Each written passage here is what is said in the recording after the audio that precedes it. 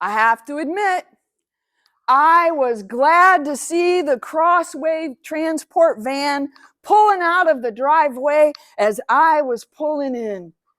I had just pulled into the long lane that leads back to the straw bale house to drop off my dog Dave with the Sisters of St. Francis. Now, my tiny hometown of Tiffin, Ohio, is home to an exceptionally large Franciscan convent. And to raise money for the convent, the sisters run a business they call Critter Sitter. Now, for half the price of a traditional boarding kennel, your dog can go and stay with the Sisters of St. Francis, and they can have the run of the entire 500 acres. Now, granted, most of that acreage is in farmland, which the sisters use to teach sustainable farming techniques, but still, it's a good deal. And every time your dog goes, they will be assigned to the same nun, so that they're always greeted by a familiar face and someone who knows how to scratch that tail just right. When Dave goes to visit the sisters, his primary caregiver is Sister Jane. And she lives in the straw bale house, so he gets the primo accommodations. Now, the straw bale house is a residential house that the sisters use to teach residential housing in harmony with the land. It's made of precisely stacked bales of straw covered in thick stucco. It requires virtually no heat in the coldest of winters, no air conditioning in the hottest of summers. And it is surrounded by gardens. There's a vegetable garden and an herb garden and a flower garden, because part of living in harmony with the land is cultivating beauty. And besides, flowers conjure bees. So I was glad to see the Crossway van pulling out as I was pulling in, because Tiffin, my hometown, is also the home of a minimal security prison called Crossway. And work crews from Crossway can often be seen around our county doing discount labor for nonprofits. It's a win-win situation for everybody. Each of the prisoners gets an hourly wage. The nonprofit gets reliable labor. And let's face it, the fellas get a change of scenery. So everybody's happy. And I know, it's a minimal security prison. I know they're not murderers. They're not rapists. They probably didn't even run an illegal dog napping ring. But still, they're in prison. They did something to get there, and that makes them feel different to me, and that makes me uncomfortable, and that made me happy that they were pulling out, so I didn't have to deal with them as I dropped Dave off with Sister Jane. So I rolled up to the house in the SUV, and Dave is already in the way back, and he's doing his happy dance. He knows exactly where he is. And I pushed the button, and the hatch lifted up, and he jumped out, and he ran up to the house, and his tail was a wagging, and Sister Jane came bounding out of the straw bale house, and her rosary was a swinging. They got a little bit of a mutual admiration society going on, the two of them. Sister Jane has told me on more than one occasion, of all the dogs our community cares for, Brother Dave is the one we like best. And I believe her. I don't think she's blowing smoke just to flatter me. I mean, first of all, she's a nun. I'm pretty sure sure that telling the truth is in her job description. And secondly, I trust and believe in my own experience. Doesn't matter where we are, Tiffin or Florida or somewhere in between. Going on a walk with Dave is like strolling with a celebrity. We don't get any appreciable distance whatsoever before somebody stops us with a, "Oh, can I pet your dog?" Yes, yes, you may. "He's so cute." "What kind of dog is he?" "He is a Shetland sheepdog, but he's ginormous for a Sheltie." "Oh, what's his name?" "Well, his real name is David, but his friends call him Dave." "Oh, he's so floofy." Yes, he is.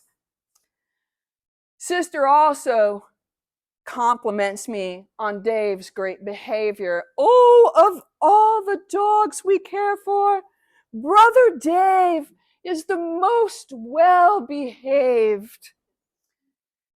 Now, this is the place where I would like to point out to her my role in that. For the first 2 years of Dave's life, I took him to every obedience class they offered, and we practiced nearly every day. But again, I'm talking to a nun. I kind of think this won't be received as humility. So I'll just say, "Thank you, sister. We worked really hard on that." And then I paid her in advance for the 2 weeks I'd be gone, and I left on my vacation. Well, when I got back into town, the first thing I did was to go back out to St. Francis to pick up Dave. And I pulled down that long lane to the straw bale house, and there sat the Crossway transport van off to the side in the grass, empty. So I rolled up to the house, and I was expecting an uncomfortable encounter. And what I got instead was an education. Let me tell you what was going on. There were like a dozen or so prisoners, and they were all there in their orange jumpsuits. And there were a couple correctional officers in their smart gray uniforms and their Kevlar vests. And Sister Jane was there with a few of the other nuns in their brown Franciscan habits and their sandals. And I guess that the job for the day was to weed and water the gardens around the straw bale house. But that is not what was happening. What was happening is that Dave and one of the prisoners were engaged in a raucous game of hose. Now, if you've ever had a dog, I don't have to tell you about the hours of fun that can be had with a good game of hose. But if you've never had a four-legged friend, let me share with you how this goes down. All you need is a garden hose and a spigot. You turn the spigot on, you hold the garden hose. Your dog will delight in zoom, zoom through that water. You want to ratchet that game up to a whole nother level? You put your thumb over the end of that hose. The water goes, your dog will nearly explode. And that's exactly what was happening. That prisoner was there, and he had his thumb over the end of the hose, and the water was spraying, and Dave was out of his mind with joy doing the zoomies through the garden, and he was leaping in the air and biting at the water droplets and then twisting and twirling and back through. And all of the prisoners were just beaming and laughing. And the correctional officers were there with their thumbs in their utility belts, and they were guffawing.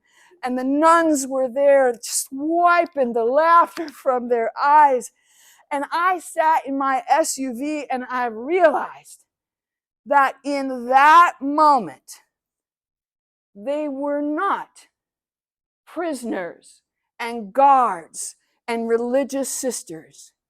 In that moment, They were all just people having a really good time with a really good dog. And I was ashamed because I knew that my dog was a better human than I was. I had seen these men as different, and I had used each of those differences like a brick to build a wall between us, so I could be safe and comfortable on my side, and those men would be on the other, where I would not have to look at their humanity. But not my dog, Dave. If you're happy to hold a hose, he's happy to run through it. Doesn't matter who you are or what you've done. Sister caught sight of me, and she waved the game to a close. She brought Dave over and apologized profusely for returning a wet and muddy dog. It's no problem, sister, no problem whatsoever. I loaded Dave in the way back of the SUV, and I started the drive home. And the whole way home, I thought about those 2 years at obedience school where I thought I was teaching him how to be a good dog, and how in just one afternoon he had taught me how to be a better human. He's a much better teacher than I am. He's a guru. And right then and there in that car, I said a prayer. Oh, great Creator, maker of all that is, please, please, please grant me the grace to one day, someday, be more like my dog. Thank you.